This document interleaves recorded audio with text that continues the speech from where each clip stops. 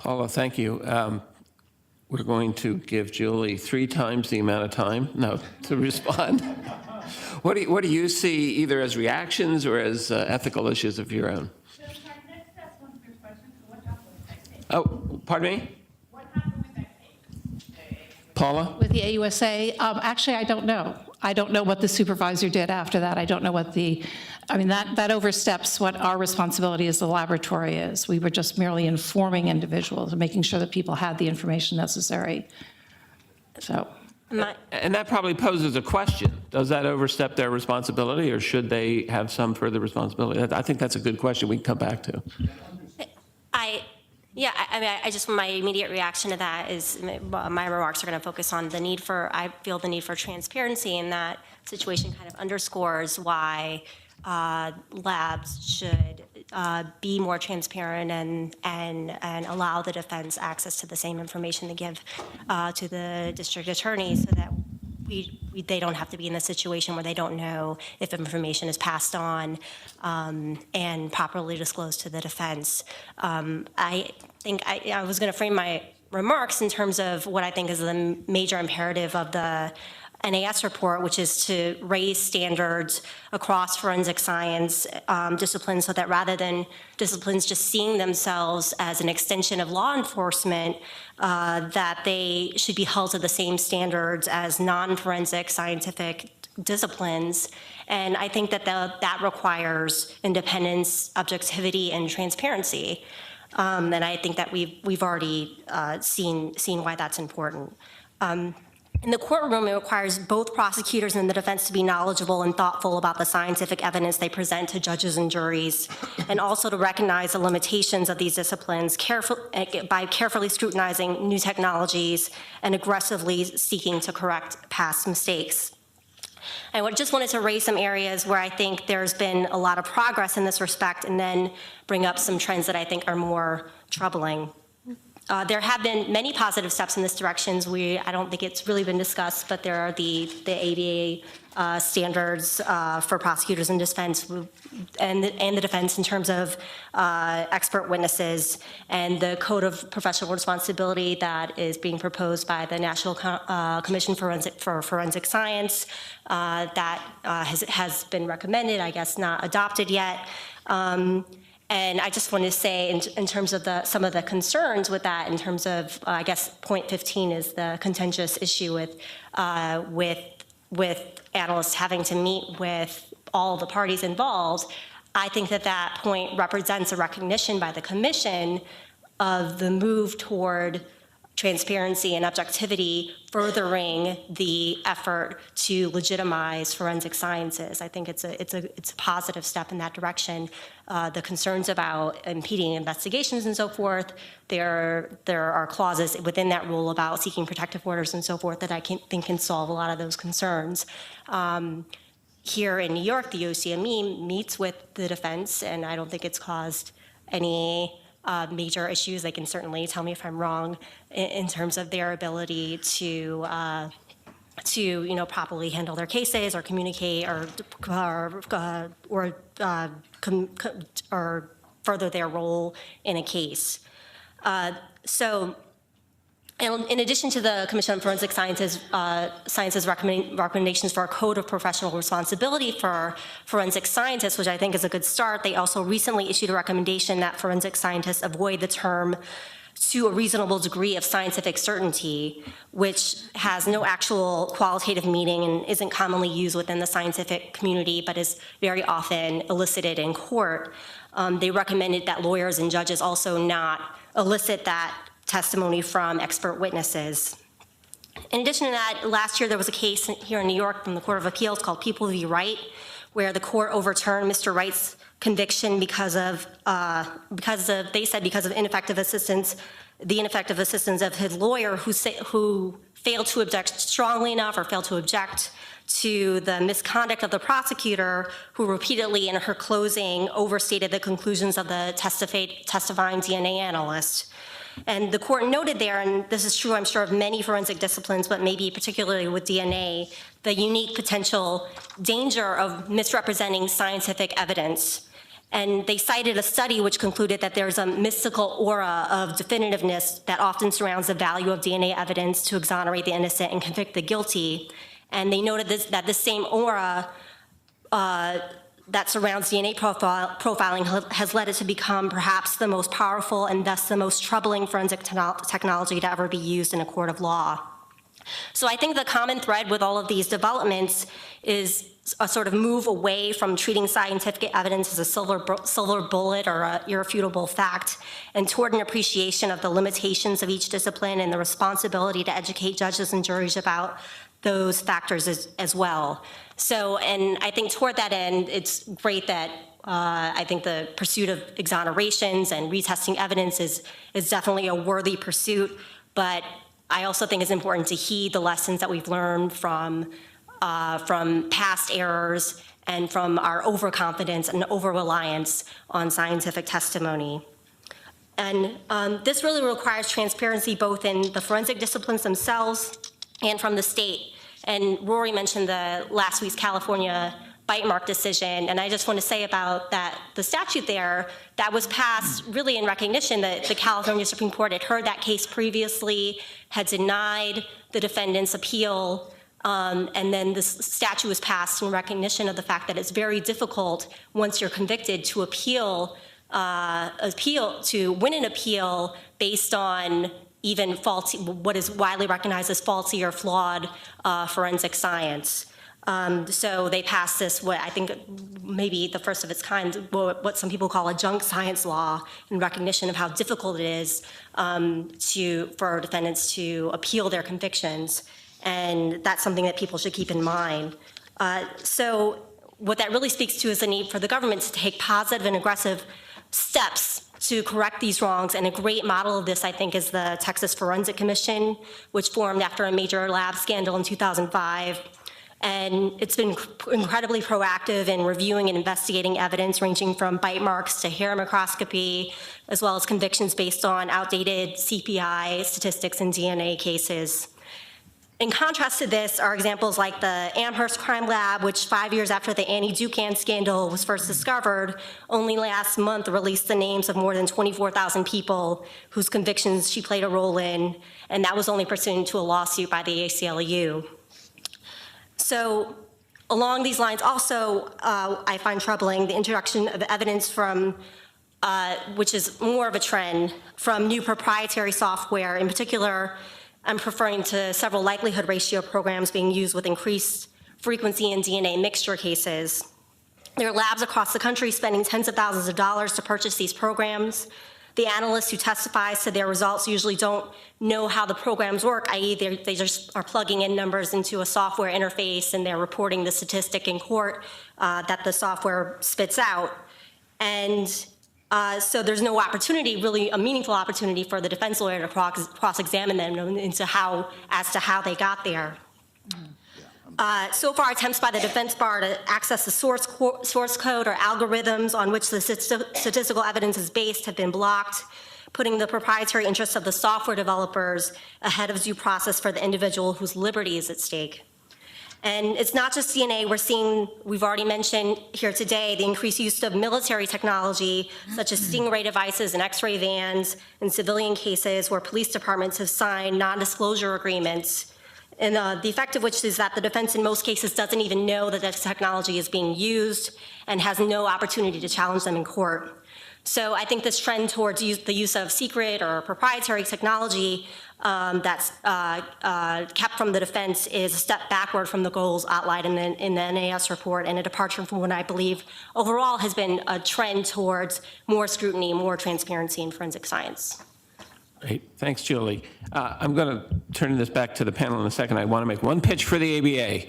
I don't know how many of you are aware that the ABA has criminal justice standards that are published. You can put into Google a search engine, ABA criminal justice standards. You'll get a face page, and there are 24 sets of standards. What's interesting to me on this topic of ethics is we have three types of actors in the system. We have lawyers. There's a code of ethics for lawyers. We have forensic scientists. There is at least a proposed code of professional responsibility for them. And then we have law enforcement. which ranges from, state and local up to federal and even international. They all are governed by slightly different ethics provisions. And just let me tell you one thing in particular. For pretrial discovery, the National Commission has recommended that there be pretrial discovery of evidence when somebody proposes to use forensic evidence, and that it be equally available to both sides. There's this idea that transparency would extend to the defense as well as to the prosecution, and that itself is controversial. The American Bar Association standard for discovery of experts is not equal in this sense. When the prosecutor hires an expert and the expert doesn't give the results that the prosecutor would like or doesn't help the prosecutor's case, there's a provision which says the prosecutor has to timely disclose to the defense all evidence that is learned from an expert that tends to negate the guilt or mitigate the offense. This is a broad definition. That provision does not exist on the defense side. On the defense side, if a defense hires an expert and the expert doesn't produce evidence that's valuable to the defense, there's no obligation to tell that to the prosecution. In the ABA, we say, well, of course not. Why would you do that? The defense has a Sixth Amendment right. But the National Commission proposal seems to suggest that no, actually the defense would have to be somewhat transparent. So there could be differences in the ethics codes is when you're talking to each other, prosecutors, defense, law enforcement, you're often talking to people with different ethical foundations to begin with. But that's enough for me. Phil, I told you I'd give you rebuttal. Well, I wanted to mention two things. So you say ethical. It's actually a set of rules. So these rules are made up just like rules of evidence or constitutional rules are, divined by the Supreme Court. And so I'm not so sure it's a ethical issue. I don't know if it's a philosophical issue. It's a set of rules. I'd like to react to one thing that Julie mentioned, and that is going back to my number 15 on the professional responsibility. So the objection that I and others had to number 15, in part, was that this was a circumvention of the discovery rules, that this should not be a professional responsibility issue. This should be a discovery issue. And so how did this find itself inserted into professional responsibility? Now, the counter-argument was that what we were trying to get across is everyone needs to be honest. 100% in favor of that. But who speaks to who, under what circumstances, how is it recorded, who's present when that discussion arises, is part of the rules of criminal procedure. One other comment, I want to react to Julie, and the folks from the DNA laboratory can help me out on this. When you represented that the analysts don't understand the software, I believe they understand the scientific principles that underpin the intelligence systems. They may not be able to tell you precisely how the algorithm was written, whether this code, this command, this 1, this 0 belongs here or there, which is the arithmetic, technically. But I do believe that they understand the statistical basis behind whatever forensic tool is being used. It's the algorithm. And then you alluded to that later on, that you and many others have legitimately, I don't know if I agree with it, but have legitimately said, well, we need to see the source code to show that in this particular arithmetic process, did 1 and 1 come out to be 2, or did 1 and 1 come out to be 3, and then that just kept moving down the line. Great. Who wants to have some reactions? We're going to take questions in about 5 minutes.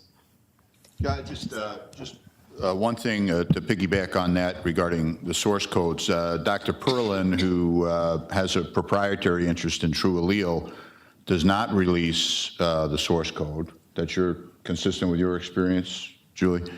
Dr. Buckleton, who has promulgated STR-Mix, he has no financial interest in STR-Mix, and a lot of the labs, including Paula's lab, the FBI lab, are adopting STR-Mix.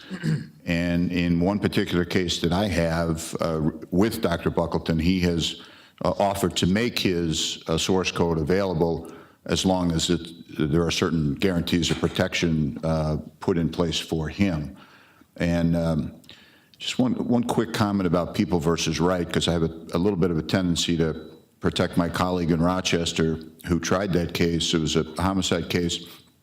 And, saying the Court of Appeals got it wrong is about as meaningless as you can get, because by definition they got it right. There's nothing you can do about it.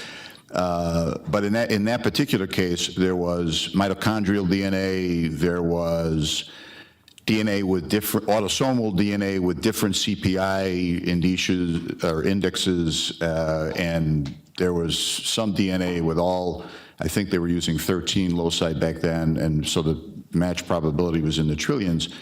And the DNA used the phrase, he, quote, he left his DNA all over the place. And, reversing a conviction on ineffective assistance of counsel because someone didn't object to that is, in my judgment, an extreme reaction. And I wouldn't label that as prosecutorial misconduct. I would label it as prosecutorial error, which is what the court did. Great. Can I just? Yeah, please. So I think the difference between the discovery rules and what the Council on Forensic Science is promulgating here is this idea that forensic scientists should meet with the defense, should be open to the defense, should be more transparent, is, yes, not what discovery rules require if you see your forensic science lab as a part of your police department and only that. But I think the trend is, and the imperative of the NAS report is to have forensic scientists think of themselves as independent and objective and creating facts and being available to the legal community. And I think that recommendation is consistent with that goal, is to change the way that forensic scientists think about themselves as not just cops in lab coats, so to speak, but as scientists who have a responsibility to the public, who are at public labs, and have a responsibility to not just the police who are investigating, but to the defense to whom this evidence is going to be introduced in court, and has very serious ramifications. So there's that. I will say about likelihood ratio software, it's not just a matter of simple arithmetic. I think if that were the case, then there wouldn't be all these expensive likelihood ratio programs. It's not a matter of whether the analysts understand the simple arithmetic involved. I won't get into a whole explanation about how they work, but there are different variables in each of these programs that change the results dramatically. And each criminalist doesn't understand exactly what's involved in each of these different proprietary softwares when they're testifying in court. They don't understand exactly how the software spit out the statistic that it did, and there's no opportunity to cross-examine them on it because they don't. So, and just as the people will be right, I think the issue there was not that. The analyst in that case stated that the DNA could be the defendant's, and the prosecutor said that basically it definitely was his. I think that's a huge difference. It was a YSTR case where the evidence simply couldn't show whether or not there was a definitive match to the defendant. That was for one sample, but there were other autosomal samples where there was a 13 loci match. Well, in any case, the analyst did not testify that the DNA matched the defendant, right? Unfortunately for Mr. Wright, the retesting of the evidence at the scene with more sophisticated techniques now points irresistibly to the fact that his DNA was all over the scene. But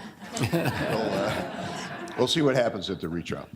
And I just want to point out, too, that I don't know what the policy is for laboratories, for the laboratory system here in New York, but I know that at least in the FBI's federal laboratory, I don't know about ATF's federal laboratory, but we do not bar the defense from requesting to have pretrial meetings with our examiners or to talk with them, et cetera. But I think you would be really shocked at how few do. But they're not barred from doing it. So it's easy to say, you need to do this, we're doing it, but then you all need to make those appointments. You need to call, you need to pick up the tools that you have available to you. So Paula, let me ask you a follow-up on that. So when a defense lawyer wants to talk to the FBI, can they just call the FBI lab and say, we want to talk to you? What typically happens is they can call If they call the examiner directly, the examiner may call me or some of the other attorneys. They may call the prosecutor may call us and say, you're going to be getting a call from the defense attorney. I have no problem with him speaking with them. I'd like to be part of that, or go ahead, I don't need to be there, whatever. I mean, there are a variety But of, if the defense lawyer just calls you out of the blue and says, I'd like to talk with you, do you say, sure, let's chat? to me, they won't get any information of value to them. Try to talk to the microphone, Paula, if you. If they wanted to speak with the examiner, we would try to make sure that the examiner was available to them for that. I have a question, Paul, to that degree. So in speaking with some of my colleagues, so if you have a case, no arrest made, there's a suspect, evidence has been submitted. I'll take an extreme example, a bombing, or San Bernardino, there may be a third accomplice out there who's not gotten. That the analyst would simply get on the phone with a defense attorney who says, I represent Mr. Jones. Mr. Jones hasn't been arrested, and just talk about the case without speaking to the case agent about this, or the AUSA who's assigned to that case? They would be made aware of it, and usually the case agent, I'm sorry. They, double mics here. They would certainly be made aware of it. Certainly, I mean, it's not just that this is going to be an ex parte conversation. They would potentially ask to have one of the attorneys present during that. All right, so that's what 15 deals with. 15 deals with an ex parte conversation. Phone call comes in, hand it off to the lab analyst. Hey, it's Mr. Smith. He's a defense attorney. So I have no problem with a notification to the submitter. I have no problem with kind of following the rules, but that's not what number 15 is driving at. So number 15 is ex parte, has the potential to be ex parte. If it's not ex parte, I'm not seeing it as not seeing it as a huge issue. So Phil, let me just push you a little bit further. So when you get notified and you say to the forensic person, I just assume you not talk to them right away? No, what you say is, who's the submitter of the evidence? Submitter of the evidence is the ATFE, the submitter, it's Special Agent Jones from the ATFE. It's Detective Williams from the Hey, it's 7-5 you. squad. It's you. What do you do? Now that I'm notified, Yeah. I'm calling the prosecutor and say, this is a request that's been made. Now, I have when a will you get to the reverse point where they question. actually I have a allow the reverse defense question. lawyer to Suppose my evidence meet with went to National Medical Service. They're an independent laboratory. What would, I don't know, maybe somebody can help me out. What would National Medical Service do? Would they notify me, the submitter? So National Medical Service takes in, it's a private laboratory, they take in evidence from everybody. They're going to, or Bodie, they're going to notify me, the submitter, or are they just going to talk to anybody? That's a good question. At least three Anybody know? hands go up here, so I want to get to questions. Dana, you had your hand up, and then I saw this one, and then I saw one over here. Yeah, so, Ms. Wulff, Can you speak up and we'll try to repeat it. you just said that the FBI has a sort of policy of openness to talking to defense attorneys, but then you immediately said that, when the analyst gets a question, their response might be to call you, the general counsel.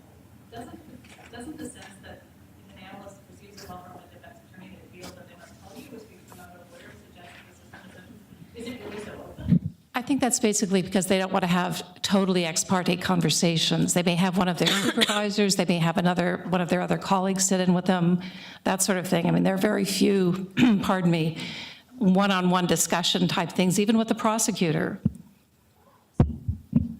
Well, of course, that's what I was going to ask. Is it true that the prosecutor doesn't have a conversation with the FBI analyst without somebody sitting there recording it, or? It's not that it's not recorded, of course not. No, I mean, if they want to have one of us there, that's frequently the situation. I'm sorry, this young lady in the back here had her hand up for a long time. Well, I was just going to comment to Phil's point about National Medical Services, or basically any private lab. I was the DA technical leader for National Medical Services. And from a private laboratory perspective, your client is the person who submitted the evidence, and we have client confidentiality agreements, so we cannot talk to the other side without getting permission first. And I have had cases where we were doing work for the prosecution. I got contacted by the defense. We contacted the prosecution, and they said, absolutely, you can have a discussion with them. You can or can't? We could. Can. I did. I discussed the case with the defense as well. But we could never go ahead and do that without first gaining permission of the client. So how do you feel about this being a professional responsibility? That was one of the big objections. In other words, so now you're in violation, assuming that the Attorney General would accept this. So now you're in violation of a national code of professional responsibility because of the contractual obligation that your company has with the submittor. Well, from the same perspective, we did defense work as well.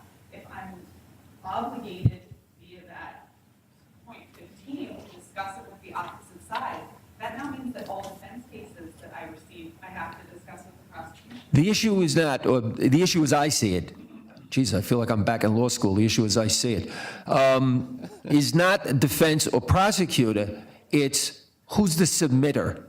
Who do you have the contractual relationship with that now a code of professional responsibility is telling you disregard that? So your employer is not going to be happy if you follow the code of professional responsibility because they have a contractual relationship with their submitters. I agree, and I think that it also could create an issue because basically with the rules of evidence, if we do defense work, we cannot, it's the defense attorney's decision as to whether or not to turn that over to. It's not transparent, huh? There's a privilege exception within the rule, so I think that would probably alleviate some of that concern. I mean, Well, there's also a protective order exception. Right, there's a protective order That's- exception. That would, I think that really eliminates a lot of these concerns. I don't. I would disagree. Let me try to, you can see that ethics is a easy, not, boring topic.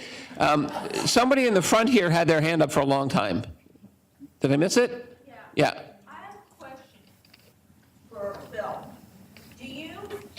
Is your objection pre-arrest for the lab to be people who examine the evidence to be available to both sides, or is it at any time? Because if you want to make the lab your first part of your prosecution team, then they got to get on the stand and say that they are part of the prosecution and therefore no longer objective, they're subjective.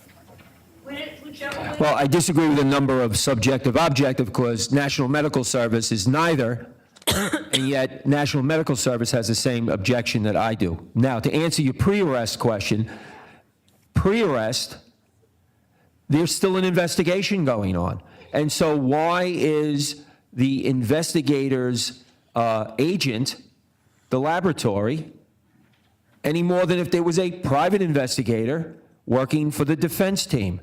So it's a question of it shouldn't be a professional, my opinion is, it shouldn't be a professional responsibility. This is part of the discovery rules in an adversarial system. Let me ask you a question. Is this an adversarial system? Yes, it is. Okay. Which is why I asked post-arrest, pre-arrest. Right. Because once we have an arrest and the correct accusatory in place, I have the right to have access to any scientific evidence and to speak to the laboratory. And the rule only applies post-arrest, too. The rule only applies once a criminal action commences. So I don't know why there's this big concern with ongoing investigations. I'm the gadfly of the National Commission on Forensic Science, but besides that, you can have, as I mentioned, suspect A, who you now arrested. Right, but there's a protective order exception, too. You could just seek a protective order. You don't know who B and C are. And so A, and this was an issue that was raised by the federal prosecutors, when A knows in a big drug case that you know who B and C are, then B and C disappear. So I forget the phrase that's used. That's why you seek a protective order. So Justice Scalia, just But how do you get, hang on, how do you get the protective order? How do you get the protective order when a cold call comes in from the defense to analyst A who's worried about violating their code of professional responsibility? Where does the protective... If you're the submitter and you're submitting evidence as to multiple suspects, some of which haven't been arrested yet, then you should seek a protective order. Well, haven't been identified yet. Children, we've got a question in the back row, and then we've got a question right here. I have a question to you as well about your concept that. You is me? Yes. Okay. It all stems from who the submitter is. Yeah. But I don't understand how you can base your ideas and your theories on who the submitter is when there's only one submitter. The defense counsel cannot submit to the FBI. No, they can submit to NMS. Yes, but the defense counsel cannot submit No, I'm not saying you can't speak to them. I'm saying you have to follow the discovery rules to speak to them. Sure. Thank you. My pleasure. What you're saying is, you can ask, and then we can call the case manager, and the case manager can call the prosecutor, and then they can decide whether or not they want to be present. Defense counsel is not given that option. Defense counsel is not able to submit their evidence to the government to test the evidence, and then to have ex parte conversations. The We're co- not entitled to that, and we're also not allowed to say, hold on, before the prosecutor is able to talk to the people doing the testing, we want to be notified, we want to discuss it with our client, and then we'll get back to you about whether or not we want to be present in those conversations. You are saying it's based upon the submitter, except for the fact that you don't allow defense counsel to submit. So it has to be based on your theory and your ideas on how it should be based, and not be based on something. Well, your underlying premise is wrong. So you're not precluded from submitting forensic evidence for testing. You can submit it to NMS anytime you want, or Bodie Technology. That is not the same agency, and specifically with public defenders, as we all know, there was an article today how $700 is given to New Mexico public defenders to defend against murder charges. They simply do not have the funds to hire outside. You need more money. We are automatically put in a situation where we are not given the opportunity to submit. So you cannot base your premise of the right to a fair defense and a zealous defense on who the submitter is. That's not my premise. Whether he can or not, strongly made point. Can I get this other question in? After this, we can Is there a speak, reception because- after this, Matt? Yes.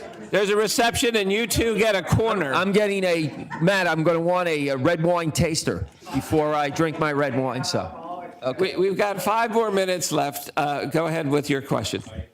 It's more of a comment than a question.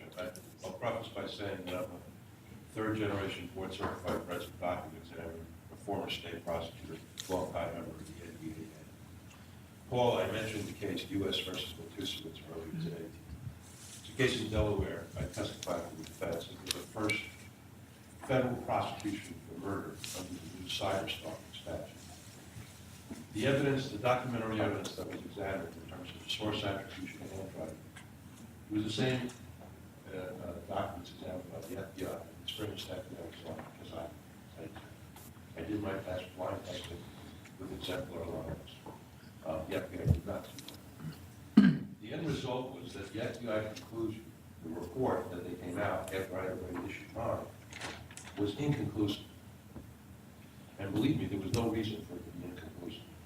And one of the concerns I have in that case is really the poster child for this, because in that case, 3 federal prosecutors in open court adopted my file as factually correct.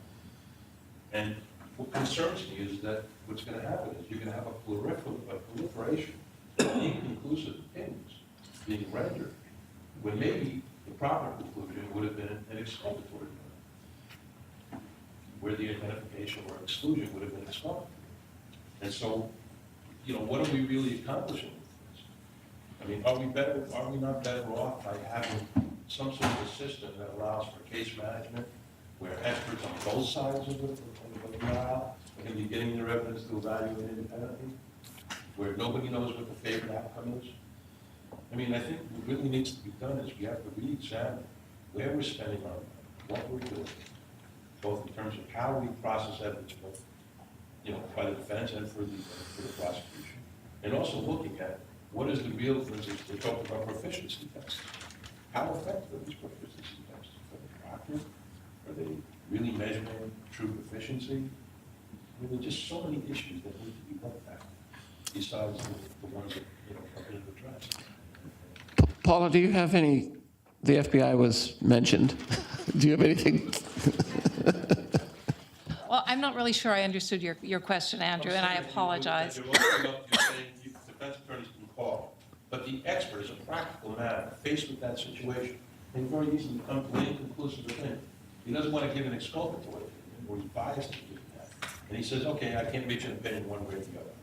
When in reality, reasonable experts would not disagree that an opinion could be rendered in one direction. And that's why people hire multiple experts. Well, that goes back to the point that the lady raised, that there's a disparity in funding. And that the defense is really at a disadvantage in this country in terms of being able to get competent experts to do a reasonably good job of evaluating evidence of any kind. One thing that's clear is that the ethical standards for lawyers, at least, the ABA standards, have a very strong provision that says legislatures are urged to adequately fund the services, blah, blah, blah, you know. It's not solely a matter of funding, though. I mean, where the evidence usually is controlled by the state. I mean, in many cases, the evidence simply can't be retested. There's not enough of it to retest, and it's just a matter of an expert commenting or evaluating the testing that's been done by the government without any opportunity for independent testing. That's the case in many DNA cases. So it's not simply a matter of not having enough money to do it. It really is forensic evidence, yes, by and large, is the state's evidence. So it's really the state's responsibility to be transparent and open to the defense about what they're presenting. Can we do one more question? I saw this gentleman with his hand up for a fair amount of time. The expert's job, once the investigative phase is over and the bad guy's been identified, is to help the trier of fact understand the evidence. The alleged bad guy. Allegedly, that's their only job, is to help Sorry. the trier of fact. So in Florida, my state, where our prisons are as full as any place, we have open discovery. And if you want to talk to the defense expert as a prosecutor, send him a subpoena and take his deposition. Same thing happens if a defense lawyer deposes the state's chemists or experts. And we resolve a lot of things without trial. So not every state has this ability to depose witnesses. Right. The ABA currently has a task force on discovery, and this idea of depositions in criminal cases is one that is on the table. New Hampshire, Vermont, Yeah. Iowa, and Florida. Yeah. As opposed to putting it in the code of professional responsibility. So I think you helped make my point. Thank you. So I want you to thank our panel and go have a good time at the reception. I know Matt wants to talk. I have just a couple of administrative things to take care of.